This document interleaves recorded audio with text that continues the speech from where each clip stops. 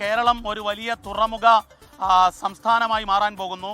വിഴിഞ്ഞത്തിന്റെ വലിയ വിജയം, ആ വിജയത്തിന് ശേഷം ഈ വിഴിഞ്ഞം തുറമുഖത്തിന്റെ സാറ്റലൈറ്റ് പോർട്ടുകളായി അത് ബേപ്പൂർ മാറുന്നു. ബേപ്പൂരിൽ വലിയ വികസനമാണ് വരാൻ പോകുന്നത്.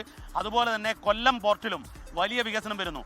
ബേപ്പൂരിനെ ഒരു തുറമുഖ നഗരം എന്നുള്ള നിലയിലേക്ക് കോഴിക്കോട് മാറ്റാൻ വേണ്ടി, കാരണം ഈ സീപോർട്ട് എയർപോർട്ടും അടുത്ത് കണക്ടിവിറ്റി ഉള്ള ഒരു പ്രദേശമാണ് ബേപ്പൂർ. ആ രീതിയിൽ വലിയ സാധ്യതകൾ 2000 കോടിയുടെ വികസന 2000 കോടിയിലേറെ വികസന പദ്ധതിയാണ് രൂപം നൽകിയിരിക്കുന്നത്. അടുത്ത മന്ത്രിസഭാ യോഗത്തിൽ തന്നെ പദ്ധതിക്ക് അംഗീകാരം നൽകുമെന്നുള്ളതാണ് നമുക്ക് ലഭിക്കുന്ന വിവരം. ഇതിന് 6 മാസം മുമ്പ്, അതായത് 2025 സെപ്റ്റംബറിൽ തന്നെ ഇതിൻ്റെ രൂപരേഖയായി കേന്ദ്ര സംസ്ഥാന ചർച്ചകൾ നടന്നു. ഇതെല്ലാം രഹസ്യമായിരുന്നു നടന്നത്. കാരണം ഇതൊരു വലിയ വികസന പദ്ധതിയായി വരണം എന്നുള്ളത് കൊണ്ട് തന്നെ, കാരണം ഇതിൽ പല തടസ്സങ്ങൾ വന്നേക്കാം, കാരണം കേന്ദ്രത്തിൻ്റെ അനുമതി ഇത്തരം കാര്യങ്ങളിൽ. പക്ഷേ എന്നാൽ എല്ലാം ക്ലിയറായി. ഏറ്റവും ഒടുവിൽ ധനവകുപ്പിൻ്റെ അംഗീകാരം കൂടി നൽകി കഴിഞ്ഞു, ശരിവെച്ച് കഴിഞ്ഞു.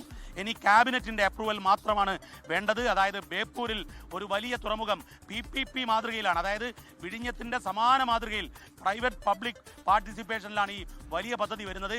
വിഴിഞ്ഞം തുറമുഖത്തിൻ്റെ സാറ്റലൈറ്റ് തുറമുഖമായി മാറുമ്പോൾ ആ വലിയ രീതിയിലുള്ള വിദേശ ചരക്കുകളുടെയും വിദേശ കപ്പലുകളുടെയും വരവ് ഈ വിഴിഞ്ഞത്തു നിന്നും കൊല്ലം ബേപ്പൂരിലേക്കുള്ള ഒരു രീതിയിലേക്കുള്ള വലിയ വളർച്ചയായി മാറും. അത് പിന്നീട് അങ്ങോട്ട് മുദ്രാപോർട്ടിലേക്കും അതുപോലെ മംഗലാപുരം മാംഗ്ലൂർ പോർട്ടിലേക്കും പോകുന്ന ഒരു വലിയ പോർട്ട് കണക്ടിവിറ്റി തന്നെ കേരളത്തിൽ സാധ്യമാവുകയാണ്.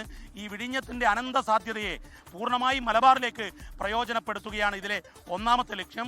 കാരണം മലബാറിൽ അത്തരത്തിലൊരു വലിയ തുറമുഖമില്ല.